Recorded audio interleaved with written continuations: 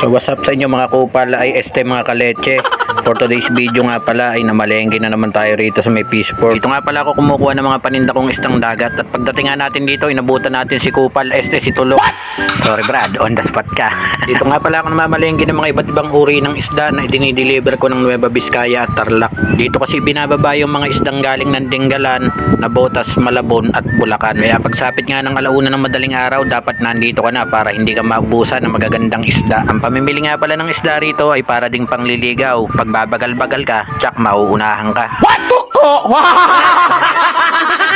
Yamado nga pala kung mauuna ka talaga rito kasi mapipili mo talaga yung magagandang klase ng isda at mga seafood. So pagkayari ko nga mamili ng aking mga paninda, diretso biyahe na agad ako papunta ng Hirona, Tarlac. At doon nga pala ako magdi-deliver ng mga seafoods na aking panindang nabili. At nung pauwi na nga tayo ay dumaan tayo rito sa may shop ni Boss Alvin Urena Welding Shop sa may Talavera para ialok yung mga natira nating ulo ng pink salmon.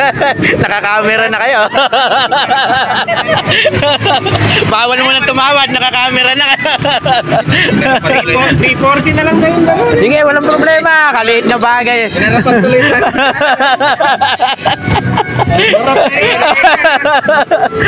Di na nga nakaporman tumawad dito yung mga tropa natin dito sa may Alvin Urena Welding Shop. Kaya pagsapit ng gabi, naimbitahan tayo rito sa inuman sa may kapitbahay. Nagpapapromote nga pala rito yung tropa natin ng kanyang mga panindang siomay, kikiam at saka fishball kay tropang Raymart Garcia. Sulit na sulit nga talaga ang kanyang panindang mga siomay, kikiam at fishball plus anil sauce pa. Basta bumili lang kayo ng halagang 500 pesos, libre na yung sauce. O diba, sulit? Kami nga lang palang magpipinsan at mag-utol yung magkakaharap dito ng gabi na to. At napakadala nga lang palang mangyari nitong harapan na to kasi lagi naman wala rito yung dalawang pinsan ko. Kaya ngayong nandito sila halos gabi-gabi. Inabot na nga kami ng alas 10 bago natapos tong inuman na to. At maraming salamat nga pala sa panonood ng mga kupal kong video. Babu!